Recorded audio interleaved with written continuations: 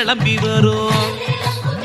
அந்த மாரித்தாய் சன்னதியில் கமகமக்க மணந்திருக்கும். செப்பந்தி பூந்தோட்டம் தோரணமா தவங்கிடக்கும்.